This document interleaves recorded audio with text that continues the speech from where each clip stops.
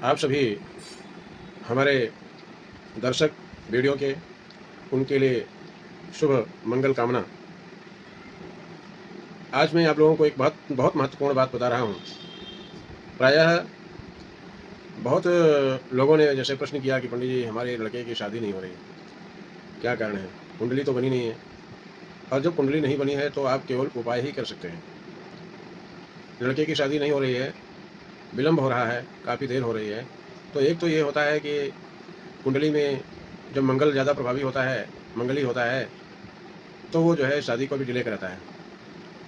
दूसरा कारण ये है कि ग्रहों की स्थिति के अनुसार बहुत काफ़ी जो है प्रभाव पड़ता है। अब कुंडली है नहीं तो ग्रह कैसे देखेंगे पंडित जी? डेट ऑफ बर्थ भी आपको एक्चुअल याद नहीं है। तो ऐसी स्थिति में आप क्या करेंगे? ऐसी स्थिति में हम आपको कुछ उपाय बता रहे हैं जिन्हें करना और कराना होता है। जब कुंडली न हो तो पहला उपाय होता है दुर्गा सप्तशती का पाठ इस मंत्र के साथ में किया जाए, संपुटित पाठ किया जाए कि पत्नी मनोरमां देहि मनोवृत्तानुसारिणीं तारिणीं दुर्ग संसार सागर शुक्लोद्भवम्। इसके इस संपुट को लगा करके संपुटित पाठ सतचंडी के किए जाएं। यदि सतचंडी के अनुसार पाठ नहीं कर पाते हैं, 110 पाठ होते हैं, तो 9 चंडी करें, यानी 10 पाठ करें, संपुटित पाठ करें या अपने आचार्यों द्वारा कराएं। दूसरा उपाय यह है कि कुंडली तो बनी नहीं है, तो शुक्र राहु ये कमज़ोर होंगे। शुक्र राहु का उपाय करें, उसका जप करें, दान करें, हवन करें, जिससे विवाह में शीघ्रता होगी। तीसरा उपाय है दत्तात्रेय का अस्तोत्र कराएं। दत्तात्रेय के अस्तोत्र का पाठ 108 होता है, जिन्हें कराने से लाभ होता है, निश्चित तौर से लाभ होता है। इसकी विधि यह है कि कोई नवीन आम वृक्ष हो, यानी नया आम का वृक्ष हो जिसमें केवल पहली बार ही फल लगे हों, एक ही बार लगे हों, ऐसे वृक्ष के नीचे दत्तात्रेय के अस्तोत्र का पाठ करें और कराएं, जिससे शीघ्र से शीघ्र विवाह कार्य संपन्न होगा।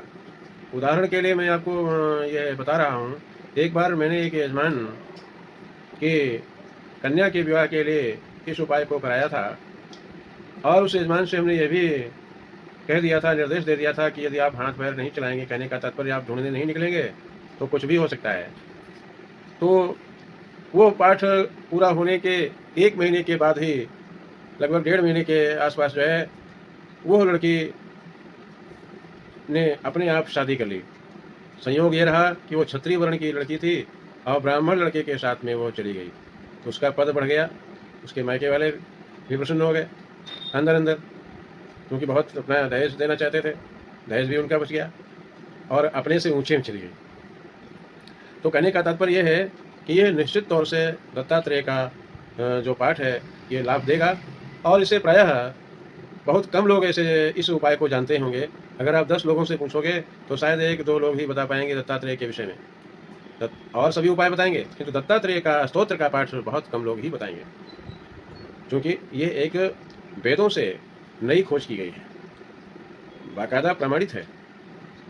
चौथा ये हो सकता है, यदि आपका बच्चा मूल में पैदा हुआ है और आपने मूल शांति तो कराया नहीं, पंडितों से पूछा भी नहीं कि मूल है कि नहीं है, आपने ऐसे ही मूल को यूँ ही आपने उसे भुला दिया, उस पर गहराई से विचार नहीं किया, तो भी वो विवाह में बाधक होगा। आपने मूल की शांति कराई भी यदि है, तो भी यदि बालक की शादी 27 साल के अंदर नहीं हो रही है तो 27वें वर्ष उसका पुनः मूल शांति कराएं। आजकल 100 मूल शांति में कहीं 1 या 2 लोग ही शुद्ध विधि पूर्वक मूल शांति कराते हैं, नहीं तो घंटे 2 घंटे 3 घंटे में लोग कहते हैं पंडित जी करा दीजिए, बस हो गया। उसका विधिवत जो भी उसमें मूल का नक्षत्र है, उस नक्षत्र के का विधिवत जप कराया जाता है, हवन कराया जाता है और भी मूल शांति की पूजा होती है। ये क्रिया विधि जब हम जैसे करेंगे तभी आप जान पाएंगे, मौखिक रूप से हर चीज़ नहीं बताई जा सकती। तो दूसरा ये भी कारण है कि मूल शांति यदि ठीक रूप से नहीं हुई है तो भी वो विवाह बाधा योग बनाता है। इस प्रकार से मैंने आपको 4 प्रकार के उपाय बताए हैं ये चारों प्रकार के उपाय करने होते हैं।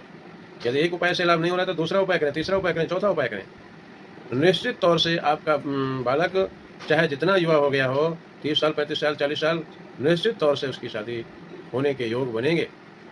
धन्यवाद।